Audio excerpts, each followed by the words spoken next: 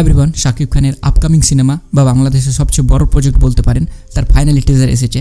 টিজারটা ভালো না খারাপ সেটা তো বলবো, তার সাথে বলবো এটা আমাদের কতটা এক্সাইট করতে পেরেছে। এছাড়াও এই টিজারটা নিয়ে বেশ কিছু কথা বলবো। তো সিনেমাটার নাম হচ্ছে তুফান, এবং তুফানে যারা এখন অব্দি টিজার দেখেননি তারা দেখে ফেলতে পারেন, চলে এসেছে। এবার আসি প্রথম যেটা জিনিস, আপনারা যদি আমাদের ভিডিওগুলো দেখেন খুলে, পেছন দিকের যে ভিডিওগুলো শাকিব খানকে নিয়ে বানানো, আমার মনে হয় শাকিব খানের একটা শুধু গান নিয়ে আমি কথা বলেছিলাম, যেটা পজিটিভ দিক বলেছিলাম।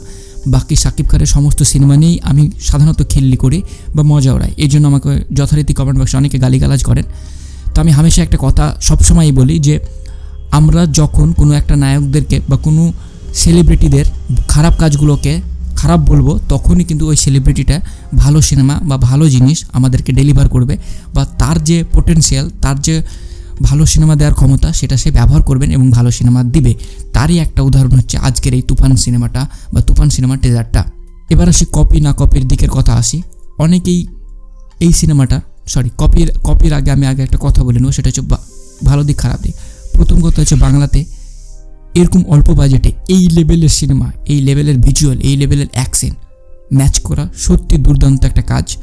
দ্বিতীয় পজিটিভ দিক হচ্ছে আমাদের বিশেষ করে ইন্ডিয়ার যে বাংলা ইন্ডাস্ট্রি আছে তাতে এই জিনিসটা হয় না। সেটা হচ্ছে যে এই প্রথমবার এসবিএফ বা বাংলাদেশের চরকি একই সাথে বিখ্যাত ডাইরেক্টর রায়হান রাফি, আবার অপরদিকে ওয়েব সিরিজের পপুলার মুখ চঞ্চল চৌধুরী, এরা প্রত্যেকে একসাথে কোলাপ করে এই যে সিনেমাটা বানাচ্ছে, তাহলে আপনি ভাবেন এর আউটপুট কতটা ভালো আসতে পারে।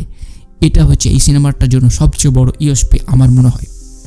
কারণ যখনই একটা ইন্ডাস্ট্রির সব মানুষ মিলে একটা সিনেমাকে ভালো করার চেষ্টা করবে, তখন ডেফিনেটলি সেটা ভালো হওয়ার চান্স অনেক অংশে বেড়ে যায়। এক্ষেত্রে এখানে তৃতীয়, অনেকে আপনারা বলতে পারেন যেটা শাকিব খানের সিনেমাটা অ্যানিম্যাল বা কেজিএফের নকল। এবার একটা জিনিস বুঝেন, স্বাভাবিকভাবে এরপরে যতগুলো সিনেমা আসবে দৃশ্যগুলো তো ব্যবহার হবে, তো সেটাকে আমরা ওইভাবে কপি বলতে পারি না। একটা সিন বা একটা জায়গা হতেই পারে এই জায়গাটা থেকে নেওয়া হয়েছে বা হয়েছে, বাট ওভারঅল আপনাকে বাকি জিনিসগুলো দেখতে হবে। এবার সিনেমাটা এলে এর আউটপুটের পর ডিপেন্ড করবে এটা ভালো না খারাপ, তাই প্লিজ আগে কপি করেই করবেন না। আর একটা জিনিস আপনাদেরকে বুঝতে হবে, যেটা হচ্ছে যে ওদের কাছে বাজেট কিন্তু খুবই কম আছে।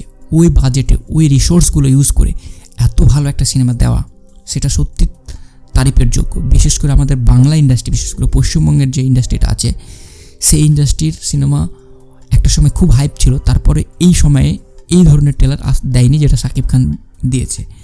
এবং চতুর্থ পজিটিভ দিক, শাকিব খানকে দেখতে খুবই সুন্দর লাগছে, অ্যাকশনের অবতারে তাকে খুবই স্টাইলিশ লাগছে। 5, আপনি সিনেমাটা যখন দেখবেন, এর আগে আপনারা বাংলাদেশের যদি দেখেন, বাংলাদেশের গর্ব করার মতো সিনেমা ছিল না, কিন্তু এই সিনেমাটা দেখার পর আপনারা গর্ব করে বলতে পারেন যে বাংলাদেশে একটা সিনেমা এসেছে। তো ওভারঅল এই সিনেমার ট্রেলার বা টিজার আমাকে দুর্দান্ত লেগেছে, অসাধারণ লেগেছে। এবার অপেক্ষায় সিনেমা বা ট্রেলার আসে। আমি সত্যিকার অর্থে আশা করিনি যে শাকিব খানের কাছ থেকে আমরা এইরকম পাবো। আমি ভেবেছিলাম হয়তো নর্মাল 10টা সিনেমার মতোই করবে, কিন্তু এই লেভেলের। বিশেষ করে একটা ধারণা ছিল যে রায়হান রাফি আছে, চঞ্চল চৌধুরী আছে, সবচেয়ে বড় কথা আমি আরেকজনের কথা বলতে ভুলে এলাম, এখানে মিমিও আছে। তো এতগুলো ক্যারেক্টার, এতগুলো কাস্ট নেওয়া হয়েছে, ডেফিনেটলি এর আউটপুট ভালো আসারই চান্স আছে। ব্যতিক্রমী ঘটনা ঘটতে পারে, বাট এটা সত্যিকার অর্থে দুর্দান্ত।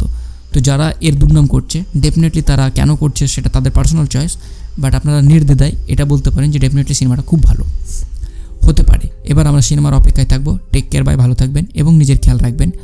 আর আপনাদের কেমন লাগলো না লাগলো অবশ্যই জানাবেন। যারা দেখেননি, আমি আপনাদেরকে অনুরোধ করব, কেউ যদি ভালো সিনেমা বানান, কোনো ইন্ডাস্ট্রি যদি ভালো সিনেমা বানায়, আমাদেরকে সেটা সাপোর্ট করা উচিত এবং দেখা উচিত। আমি পশ্চিমবঙ্গের লোক, তাও আপনাদেরকে বলবো যে আপনারা যান আর টিজারটা দেখেন, তাদেরকেও ভালো লাগবে এবং তারা ইন্সপায়ার হবে যে তাদেরকে আরও ভালো কাজ করার জন্য। তো এই ছিল আমাদের আজকে ভিডিওটা।